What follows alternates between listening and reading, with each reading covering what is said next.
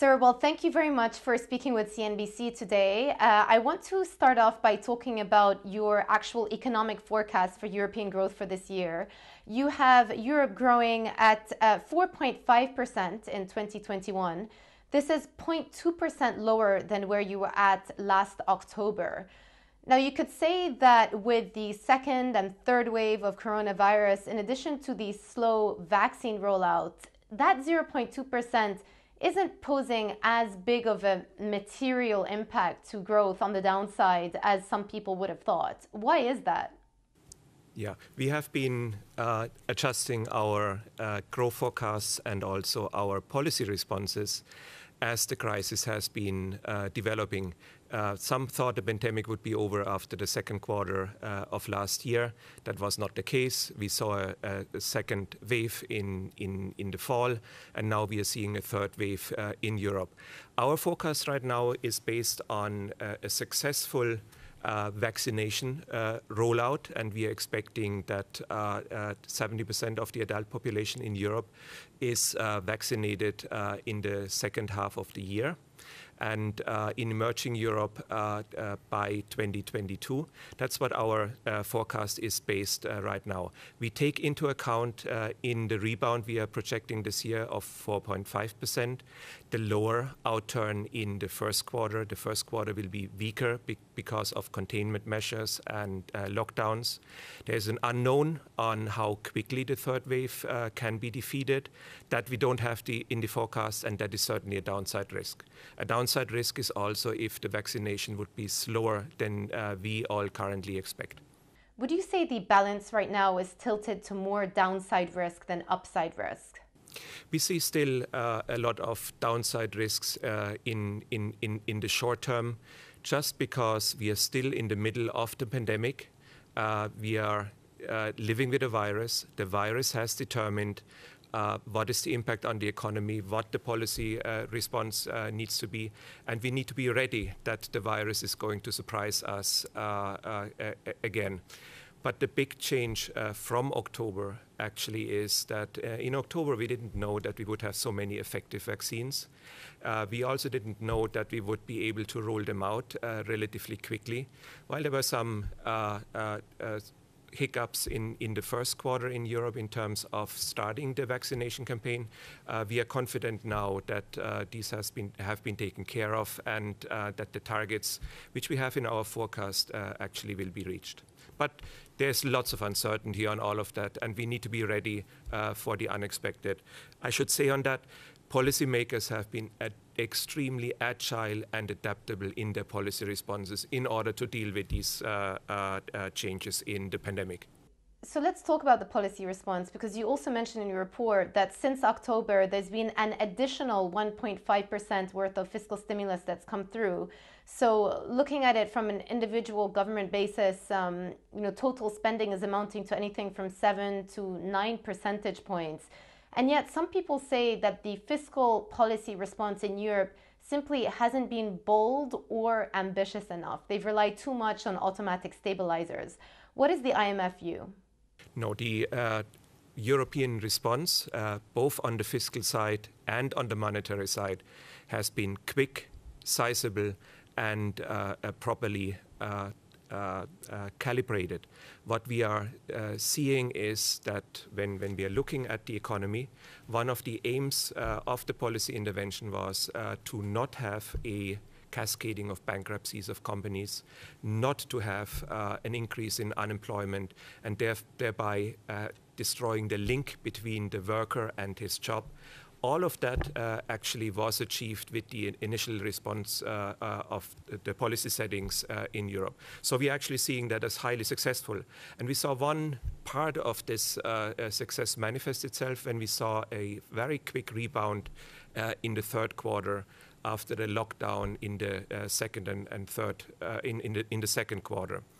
We also saw that the economy is going to adjust to these containment measures over time, and the economic impact was less. And as you already said, that we saw that policymakers have been adjusting the support based on how the pandemic is developing. And so we saw more fiscal support for 2021 because the pandemic is taking longer. We now again saw new fiscal packages by Italy, by Germany, again to reflect that the pandemic is taking longer and more support is needed. So we find the policy response so far in Europe as appropriate.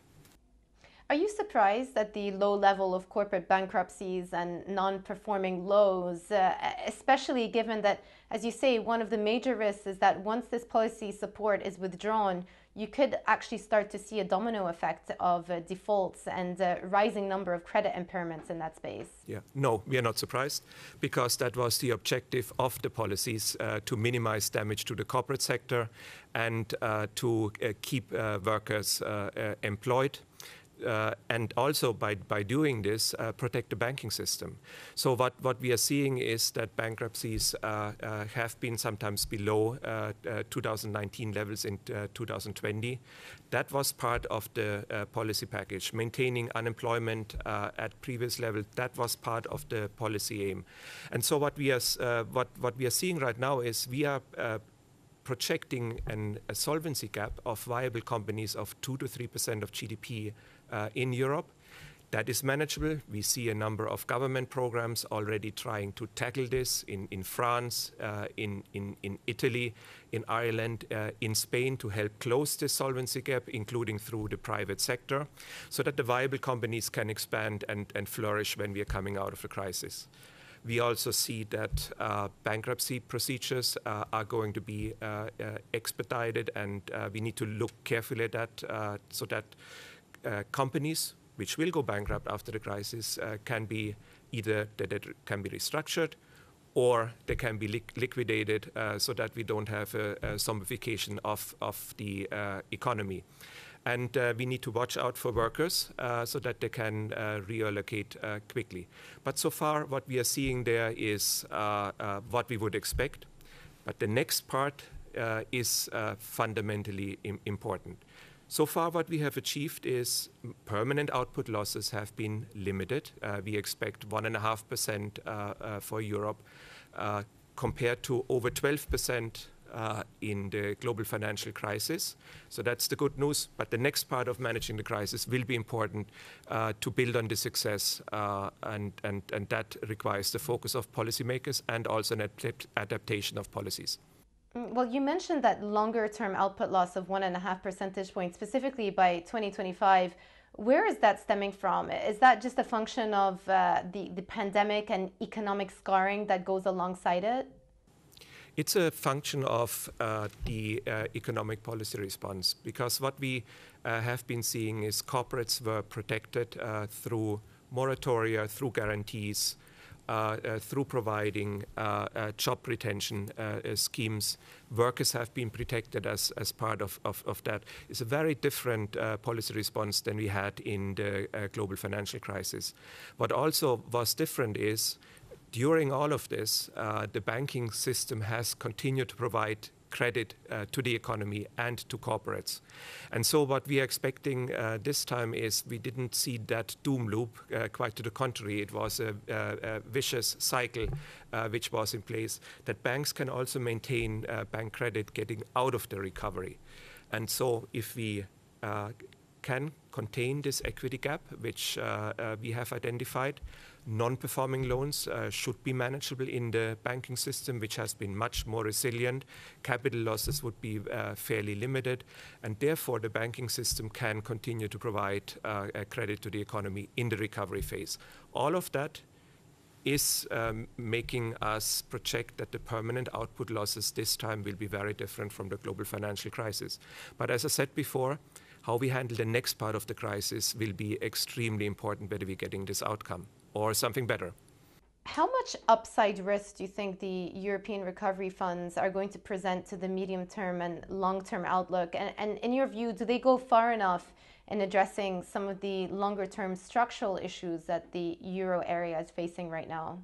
Yeah. The Next Generation EU Fund is a fantastic vehicle in our view to support the last phase of the recovery effort, because it's going to be focusing on investments to transform the economies, make them greener and more digital.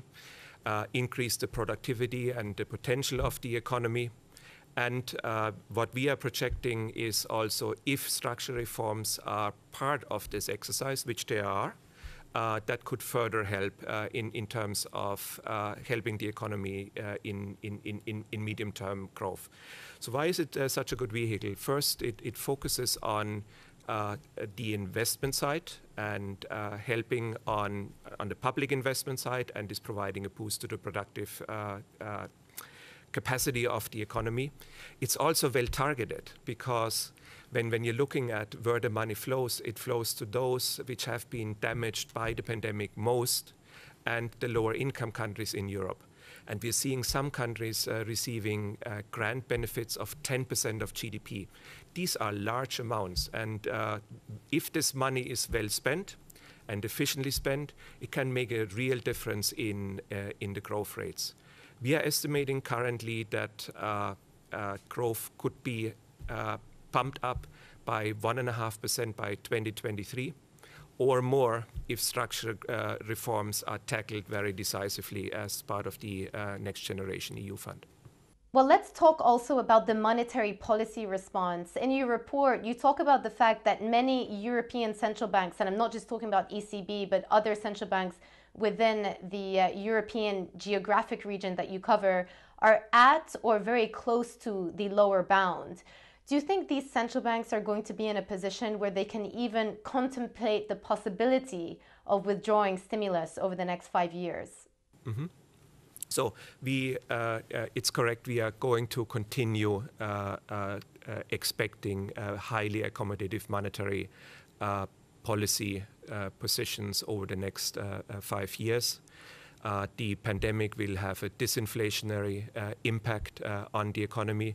When we're looking at the outlook on the inflation path, we actually expect for the euro area that the path of inflation will be below what we had projected before the crisis.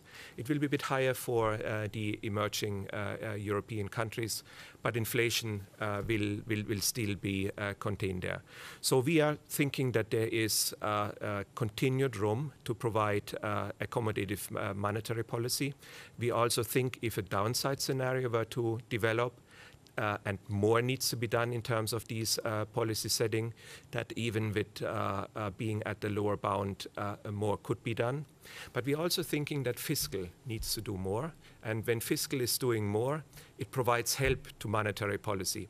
When we are looking at the consolidations phase, what we are saying is we need consolidation on the fiscal side to create fiscal buffers to be ready to respond to a next crisis. And in the same vein, the more fiscal is doing right now, it creates monetary space for central banks to react if more is required, including if a further crisis were to come. Final question for you, just talking about the fiscal buffer. When do you think it behoves European governments to start thinking about reducing the overall debt levels, especially since they have shot up so much during the pandemic? So what we are seeing is, of course, a rapid rise in debt levels. And that was to be expected because we needed to have this kind of fiscal response in order to maintain the structure of the economy during the crisis. And the reason for that is to maintain growth after the crisis. And when we are looking at these high debt levels, what we are seeing is a number of elements which are going to help managing the high debt after the crisis. One, the budget deficits will mostly unwind because the health measures and the support measures of the economy, they will automatically fall by the wayside. So that fiscal adjustment should be that part of the fiscal adjustment should be relatively automatic. The second part is the high growth rates, which we are projecting, should support high tax revenue. And again, that will help on managing high debt levels. And third, we are projecting interest rates to remain low. Actually, interest rates in debt service costs are right now forecast, despite of the higher debt levels, to be less than the debt service costs we forecasted before the crisis. That should also help. but more will need to be done, especially in the high debt countries in Europe. They will need to have an active fiscal adjustment effort. And that is necessary in order to build these buffers because we know that another crisis will come eventually. And for that, it is important that we have this fiscal room in order to respond very forcefully. And on that, Europe, but also in general, countries don't have a very good record. We always have problems seeing consolidations when the times are good. But they will need, this good time will need to be used in order to ready the fiscal stance for what is going to come next in terms of potential shocks. Well, your predecessor, I think, used to say you've got to fix the roof when the sun is shining. So there we are. We're probably going to be in that situation again. Thank you very much for speaking with CNBC today. We really appreciate it. Thank you.